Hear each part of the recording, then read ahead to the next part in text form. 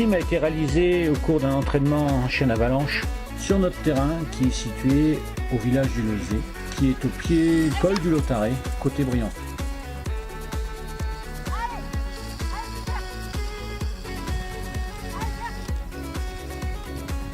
Les images que vous découvrez sont la recherche d'une victime enfouie sous la neige, effectuée à l'aide d'un chien qui va signaliser par aboiement et par grattage la position de celle-ci.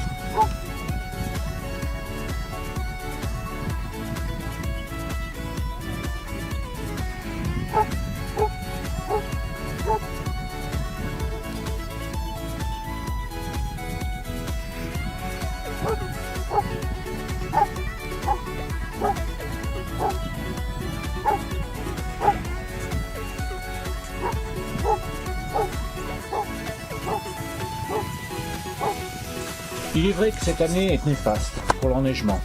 La preuve, il est que nous avons pris 70 cm de neige il y a 8 jours, il n'en reste plus que 30 cm. Mais la configuration de notre terrain et les 10 caches permanentes que nous avons créées sur ce site qui nous a été prêté par la commune et par les propriétaires du Loizé nous permettent encore de travailler.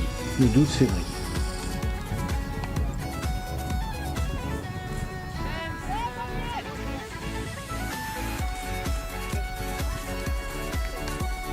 La suite de la vidéo montre le travail que le maître va demander au chien, c'est-à-dire un travail de directionnel, que le chien soit capable d'aller à droite et à gauche sur une valeur approximative de 50 mètres, ce qui permet au chien de balayer une surface olfactive de 100 mètres.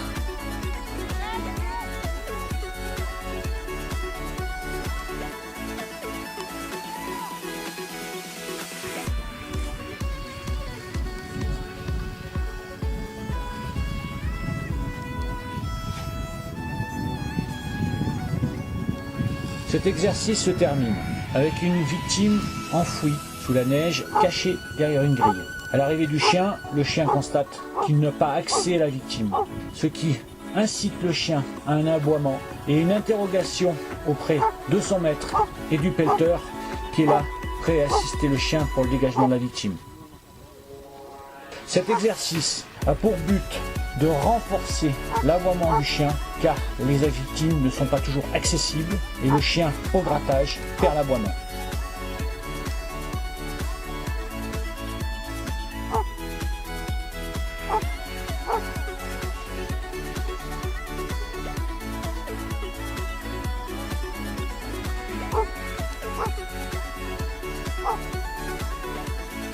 Comment en arriver là ou comment construire une recherche? Il faut utiliser les sens du chien. Le chien est un prédateur avec des sens très affûtés, qui sont de chercher et de chasser. La première chose qu'on va apprendre au chien, c'est de jouer. Nous on appelle ça le jeu, mais on utilisera le sens du chien qui est la prédation. Le chien se bataille pour avoir sa proie, se bat avec sa proie et finit par l'obtenir. C'est le jeu qu'on va instituer avec le chien. Ce qui va motiver le chien et créer une excitation excessive qu'on va utiliser pour que celui-ci poursuive sa proie et veuille acquérir sa proie qui n'est plus une proie, qui est simplement un jouet, une balle ou une ficelle. En effet, c'est ce qui se déroule actuellement sur la vidéo. Pour amplifier l'excitation du chien, la victime fuit devant le chien. On pourrait comparer ça à un lapin qui sauve, ce qui amplifie l'excitation du chien. Mais à l'arrivée du chien, la victime ne joue pas. On crée une frustration au chien qui va engendrer un aboiement. Et à cet aboiement, la victime va de nouveau jouer avec le chien afin de renforcer la bonne action du chien.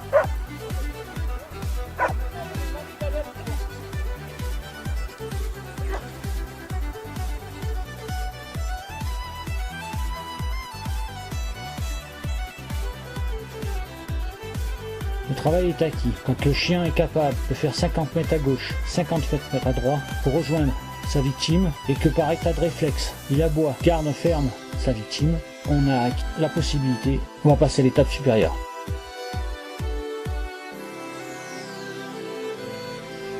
L'étape suivante, c'est la finalité de notre exercice, c'est-à-dire la recherche. À l'issue du chien, c'est-à-dire que le chien ne voit pas, nous allons faire courir la victime sur la trace et la faire se cacher dans la cache. Par la suite, nous envoyons, par la robotisation du chien qui va à 50 mètres, le chien sur la trace. Le chien prend la trace et au bout de la trace, la victime est cachée dans le trou. Donc, par initiative de recherche, le chien trouve la victime et on renforce la félicitation du chien par le jeu.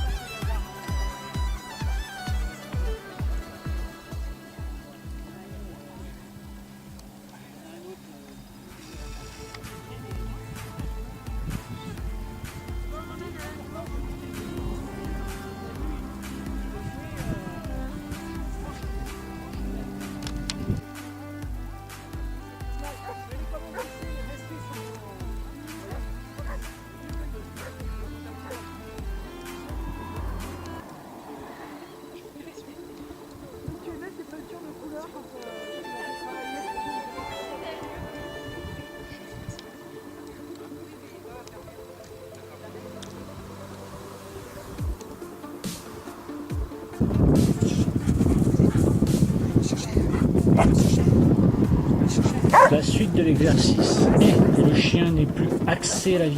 Donc progressivement, nous allons boucher le trou de manière que le chien puisse plus avoir de rapport avec la victime. Du fait, le chien va régir par initiative à nous faire un grattage qui lui permettra un accès à la victime où il retrouvera son jouet.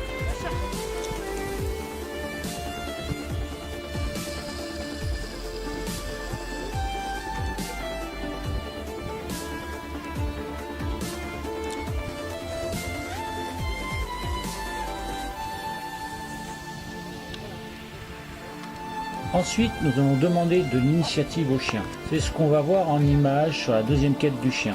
Le chien a un leurre après le trou, qui est le pelleteur. Donc une personne qui est sur le terrain pour lui et obligatoirement une personne à rechercher. Donc faire une garde ferme et interroger son maître. Mais là, le maître confirme pas, il repousse le chien à faire sa quête. Car le chien reprend sa quête, fait le tour du pelleteur et revient sur le maître. Quand le chien revient à son maître, vous verrez le coup de nez qu'il met, rage qu'il fait pour aller au trou où se situe la victime. Là, on constate que le chien sait chercher et il n'a pas besoin qu'on lui apprenne.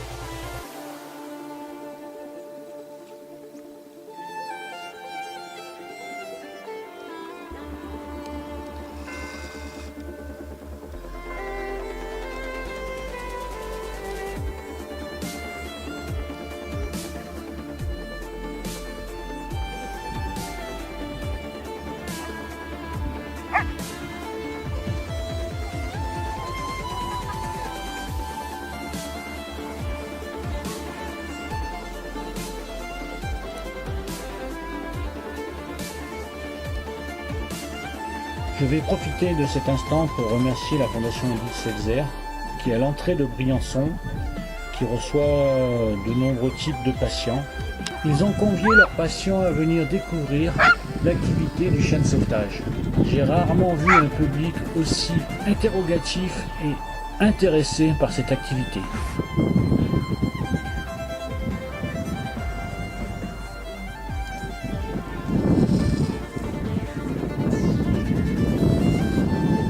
Le dernier chien qui passe va exécuter une recherche où une victime est cachée sans avoir laissé aucune trace d'odeur à sa mise en place. La surface de recherche est de 12 000 m². Elle correspond à l'échelon maximum de recherche qu'on trouvera en concours.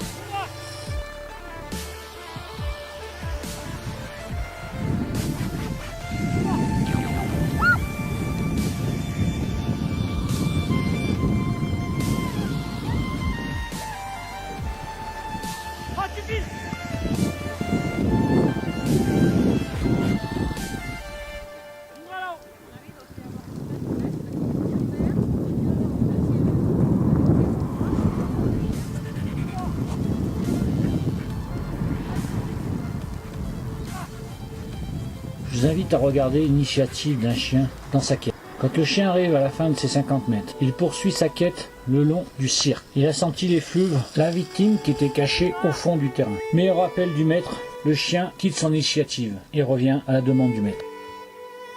Revenons à la situation. Nous les hommes constatons les modifications de terrain et les caches étant déjà toutes fouillées, la dernière est obligatoirement où se trouve la victime. Le chien, lui, il se sert de son odorat qui lui donne des informations. Quand j'étais petit, je chassais. J'ai vu un chien marcher sur un lièvre. Pourquoi? Parce que le lièvre a la capacité d'effacer ses odeurs. Et surtout, le chien était absorbé par son sens olfactif et du fait, ses autres sens étaient obscurcis. On va constater à la fin de cette vidéo que le chien va dépasser la cache. À la reconnaissance de l'odeur, le chien fait une marche arrière et fera son grattage. Pour conclure ces propos, je voudrais surtout dire qu'on ne sait pas dans le chien, il n'est qu'observateur. La démonstration de la chienne Indra mettra 3 minutes de son départ pour trouver sa victime.